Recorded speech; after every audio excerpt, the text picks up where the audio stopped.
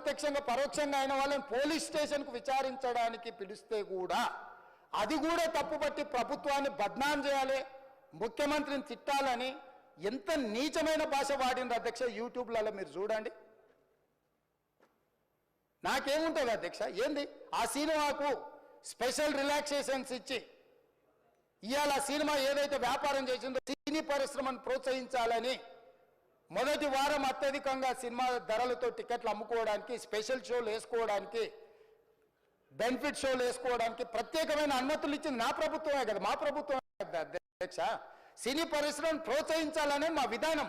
ప్రోత్సహించే క్రమంలో తెలంగాణ ప్రజల ప్రాణాలను తీసుకోమనే, ప్రాణాలు తీసుకుంటే కూడా వాళ్ళని ఏమనొద్దానంటే మీరు లా చేయండి అధ్యక్ష. మరి స్టేట్కు లా అథారిటీ ఉందో లేదో నాకు తెలియదు, కానీ star, film star, super stars or political stars is having some special privilege.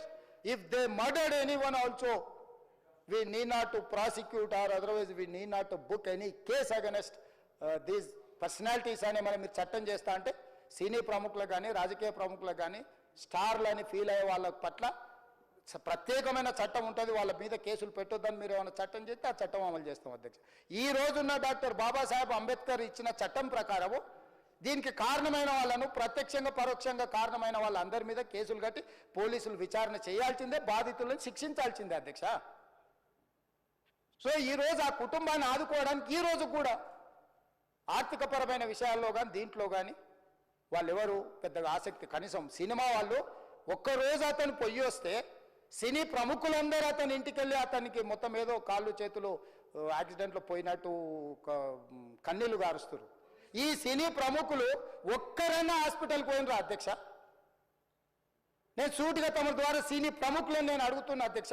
తల్లి చనిపోయి 9 సంవత్సరాల పిల్లగాడు బ్రెయిన్ డెడ్ అయ్యి ఆక్సిజన్ అందక 20 రోజుల నుంచి హాస్పిటల్లో కోమాలో ఉంటే ఈ సినీ ప్రముఖులు ఒక్క రోజు కోసం పోలీస్ స్టేషన్ పోయిన ఇంటికాడ క్యూ కట్టి ప్రభుత్వాన్ని తిడుతున్నారు, నన్ను తిడుతున్నారు, అతన్ని పరామర్శిస్తున్నారు. ఏమైంది అధ్యక్ష? అతను కాలు పోయిందా, కన్ను పోయిందా, చేయి పోయిందా, ఏమైనా కిడ్నీలు దెబ్బతిన్నా, ఏమైంది?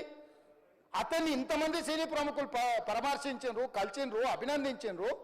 కానీ ఆ పిల్లగాన్ని కనీసమన్న పరామర్శించడానికి సినీ ప్రముఖులు ముందుకు రాలేదంటే సినిమా ఇండస్ట్రీలో ఉన్న ప్రముఖులు ఏం ఆలోచన చేస్తుండ్రో, ఏం కోరుకుంటుండ్రో నాకైతే తెలియదు.